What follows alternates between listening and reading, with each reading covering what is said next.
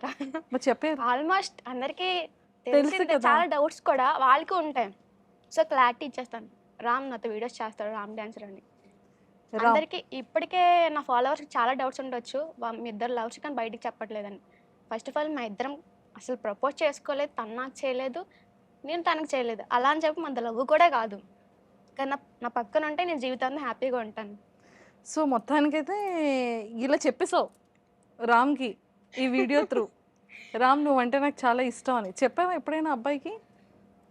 ఎప్పుడు చెప్పలేదా? మరి చెప్పేదా? ఇష్టం అంటే ఇష్టమే. కానీ నాకేంటంటే సరే ఏ సాంగ్ డెడికేట్ చేస్తావు రామ్‌కి? అదా ఇష్టమైన అమ్మో! వద్దు. అలాంటివి కాదు ఎమోషనల్ సాంగ్స్ సిస్టర్. ఎమోషనలా? ఆ! అదేంటి ఇష్టం అన్నప్పుడు ఎమోషనల్ కదా! హ్యాపీయెస్ట్ కదా చేయాలి. నువ్వే నాకు సొంతం నీపైనే ఇష్టం పోనే పోదే ఈ బంధం. అంతే సిస్టర్. ఇంకో సాంగ్ డెడికేట్ చేయమంటే చేస్తాను. ఆ! ఇంకో సాంగ్ ఏంటి? అది రావడం లేదు సిస్టర్.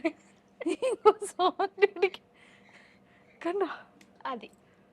సాంగ్ డెడికేట్ చేస్తావు. కానీ కానీ సాంగ్ రావట్లేదు. నేను రామ్‌ని మ్యారేజ్ చేసుకోవచ్చు, లవ్ చేయొచ్చు. బట్ నాకేంటంటే లవ్, మ్యారేజ్ మీద నమ్మకం లేదు.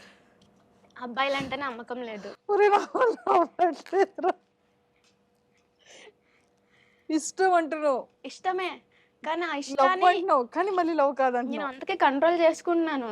మళ్ళీ నాకు లైఫ్‌లో ఒక అబ్బాయి వల్ల మోసపోయి నేను అదే మళ్ళీ మెంటల్ ప్రెషర్‌లోని మెంటల్ హెల్త్ ఉండకూడదని ఫిక్స్ అయిపోయాను. ఎవరినైనా ట్రస్ట్ చేయొచ్చు. కానీ అబ్బాయిని ట్రస్ట్ చేయకూడదు. మేబీ తను మంచోడే ఉండొచ్చు. ఇన్‌కేస్ ఫ్యూచర్‌లో నేను ఇష్టం పెంచేసుకొని అన్నీ చేసిన తర్వాత తన ఆలోచనలు మారిపోతే అప్పుడు నేను తీసుకోలేను. నా మైండ్ సెట్ ఏంటంటే ఎవరైనా నేను ఇష్టపడ్డానంటే వాళ్ళు నేను అంతగా నేను ఏం ఆలోచించుకుంటున్నానో వాళ్ళ కోసం నేను ఎంత ప్రయారిటీ ఇస్తున్నానో వాళ్ళు కూడా అంతే ప్రయారిటీ ఇవ్వాలి. సో, వాళ్ళు ఇవ్వలేని రోజుల్లో నేను చాలా అది తీసుకోలేను. సో, అలాగ అవ్వకూడదనే నా ఫ్యూచర్ అలా ఉండకూడదనే నేను మ్యారేజ్ చేసుకోకూడదు అని ఫిక్స్ అయిపోయాను మైండ్‌లో. చాలా డైజెస్ట్ చేసుకోవడానికి చాలా కష్టంగా ఉన్నప్పటికీ కూడా నీ మాటలు కొన్ని అర్థమయ్యాయి. కొన్ని అర్థం కాలేదు. ఇష్టం అంటున్నావు, ప్రేమ అంటున్నావు, ప్రేమ కాదంటున్నావు, చాలా మంచోడు అంటున్నావు, కానీ అబ్బాయిల్ని నమ్మకూడదంటున్నావు, చాలా ఇష్టం అంటున్నావు, ప్రేమ వరకు ఎళ్ళదంటున్నావు.